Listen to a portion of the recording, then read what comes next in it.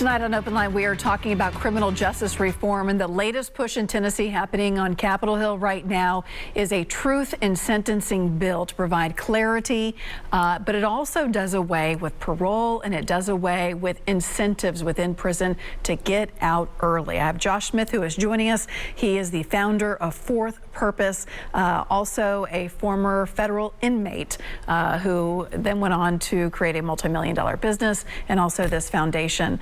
Interesting perspective you are providing with us tonight, Josh. And I want to talk about something we just touched on, but I think it's worth going back into. The proponents of this bill, the people pushing it, say victims need clarity. And I will say, as a reporter, as a journalist, when someone is convicted or pleads guilty, we will often say, well, how much time are they going to serve? The prosecutor can't ever answer it. The judge usually doesn't know. Defense counsel's like, we got to wait on the calculation. We don't know. That's not fair to anybody, but especially the victim. So what can be done on that end to make things better for everybody involved? Well, first, I think Speaker Sexton has not just the truth in sentencing bill, but another bill that really shows clarity, talks about creating clarity in this process. That is a great bill, right? We want to do that. The formula is there. I don't know why everybody has a hard time. Now, you can't know because of it's incentive based. So if the person doesn't earn it, they don't get access to it, right? And so, listen, is it a system without flaws? No, okay? We need to take a broader look at the entire criminal justice system in our state. And this is one of the things that I appreciate about Governor Lee so much. You know, he's told me many a times, not too long ago, I've got a good long-term perspective, right? You start with the easier fixes, then you work into the big ones. We have to talk about sentencing reform. We have to talk about several things in this state. And what we really need to do is all get around the table and say, how do we best represent all of Tennesseans?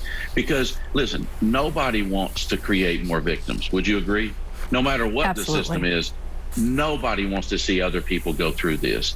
And so we just, you know, the biggest thing I try to challenge people is, what kind of neighbors do we want to create? As you said at the top of the show, 95% are getting out, okay? Whether we like it or not, they've not committed a crime worthy of life in prison, okay? So we're not talking about the horrible murderers, the multi-murder, all this stuff. We're talking about criminals, violent criminals, and those things. And by the way, one of the dangers of bills like this, when we start settling out, what they do is they just say, okay, we'll just settle for the top violent offenses. We'll just go with those.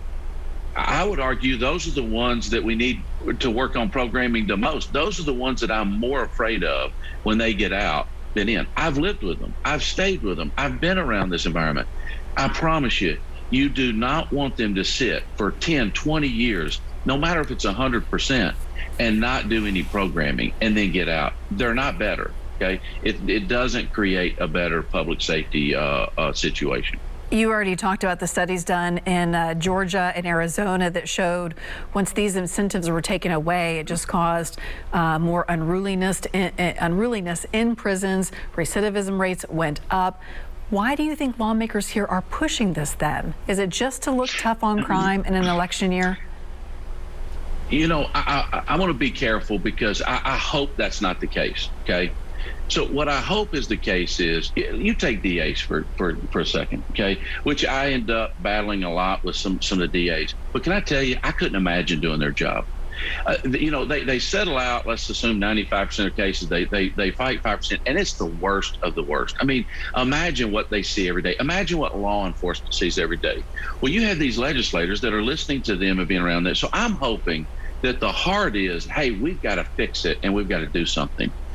I would just be the one shouting on the other side, hey guys, this isn't it. This is not the way to fix this. So I hope it's not political.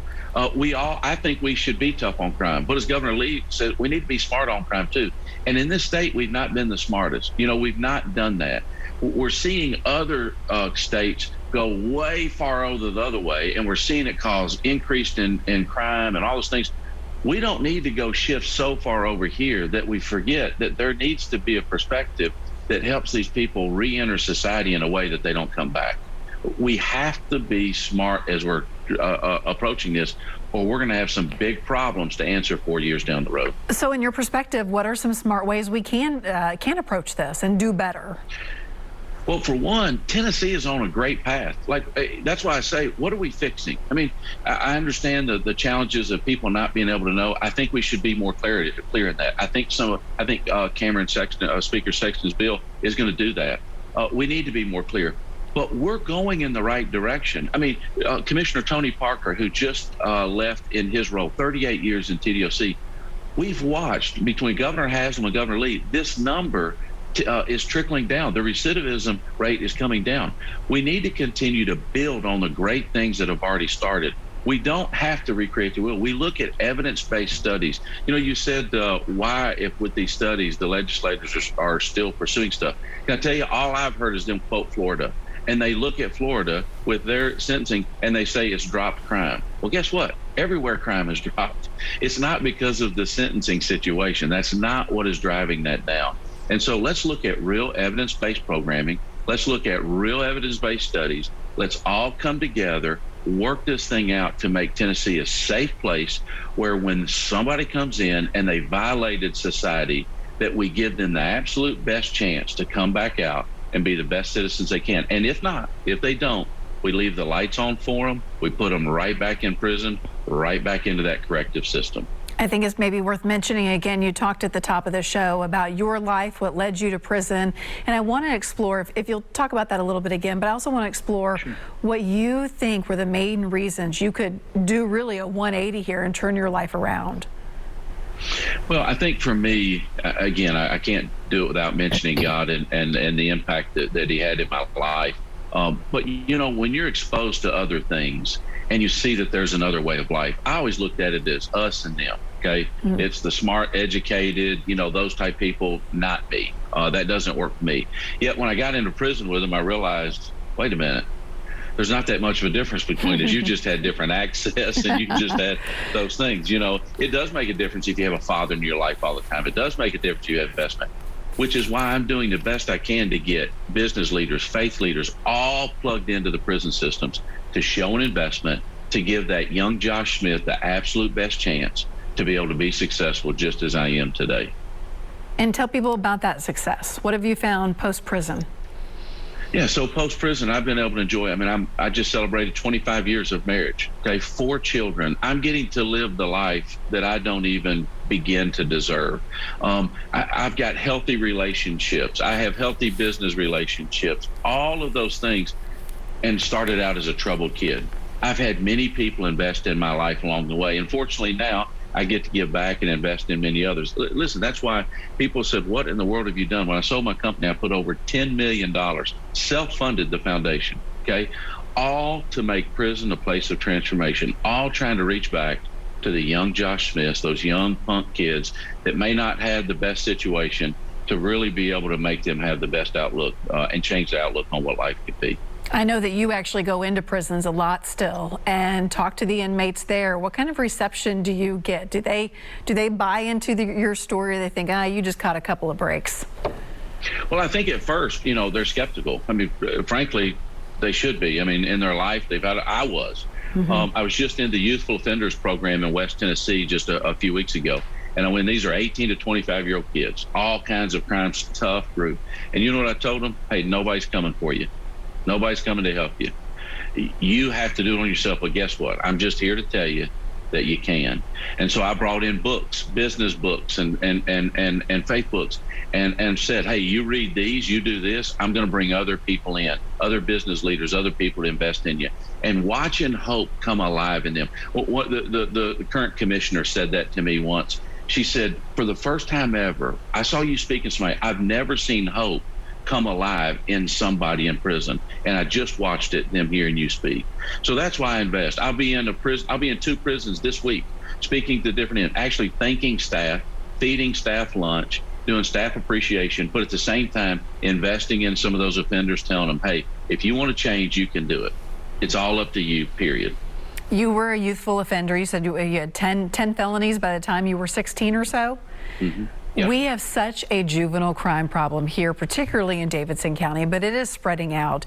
And these are kids, literally kids, committing the most serious offenses out there, murder and just about everything else.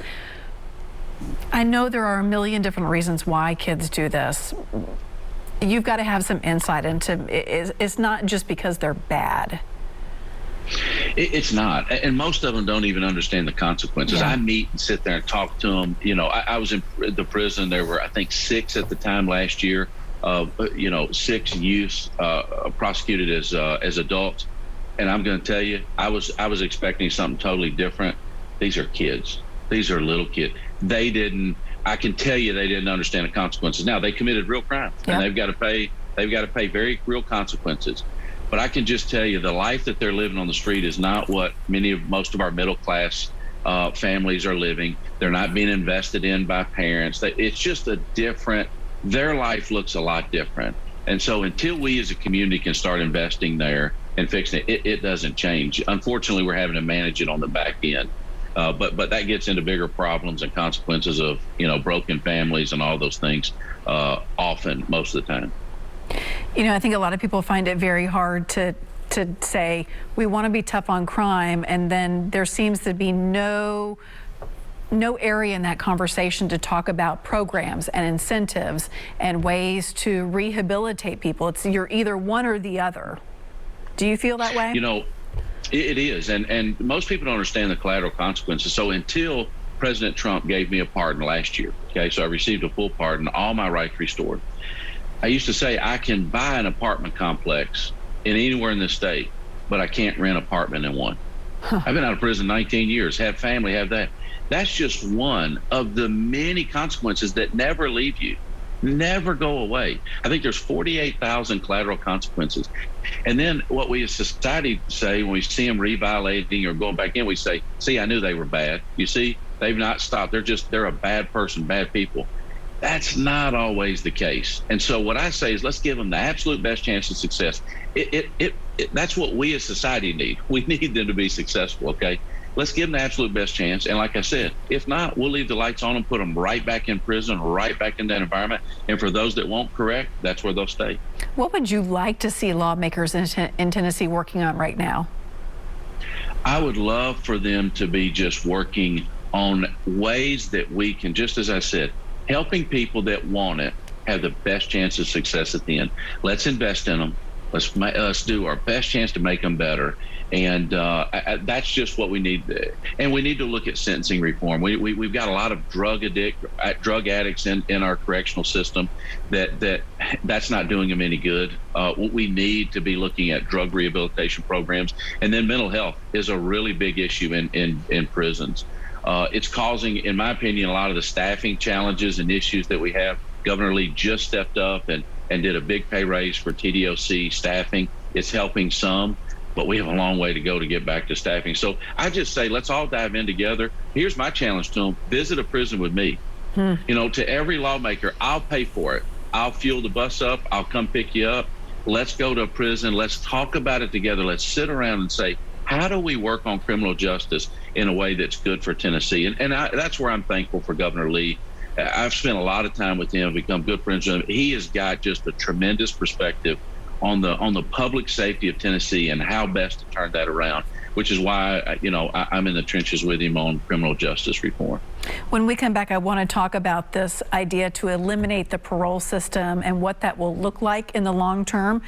We, of course, open to your calls and comments too, 615-737+. Stay with us.